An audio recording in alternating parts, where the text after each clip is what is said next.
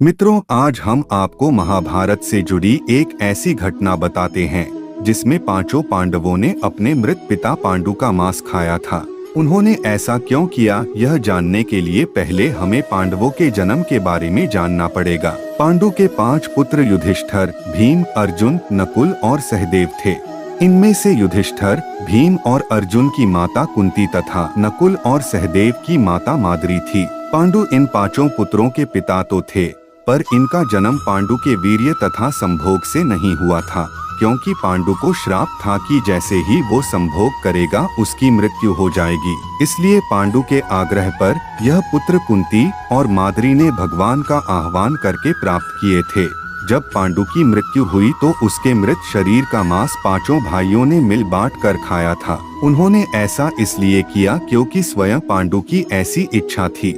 पांडु के 5 पुत्र उसके वीर्य से पैदा नहीं हुए थे, इसलिए पांडु का ज्ञान और कौशल उसके बच्चों में नहीं आ पाया था, और इसी कारण उसने अपनी मृत्यु पूर्व ऐसा वरदान मांगा था कि उसके बच्चे उनकी मृत्यु के पश्चात उनके शरीर का मांस मिल बांट कर खा ले, ताकि उनका ज्ञान बच्चों में स्थानांतरित हो जाए। पांडवों द्वारा पिता का मांस खाने के संबंध में 2 मान्यता प्रचलित है। प्रथम मान्यता के अनुसार मांस तो 5 भाइयों ने खाया था, पर सबसे ज्यादा हिस्सा सहदेव ने खाया था, जबकि एक अन्य मान्यता के अनुसार सिर्फ सहदेव ने पिता की इच्छा का पालन करते हुए उनके मस्तिष्क के 3 हिस्से खाए थे। पहले टुकड़े को खाते ही सहदेव को इतिहास का ज्ञान हुआ, दूसरे टुकड़े को खाने पे वर्तमान का और तीसरे टुकड़े को खाते ही भविष्य का ज्ञान हुआ। यही कारण था कि सहदेव 5 भाइयों में सबसे अधिक ज्ञानी था, और इससे उसे भविष्य में होने वाली घटनाओं को देखने की शक्ति मिल गई थी।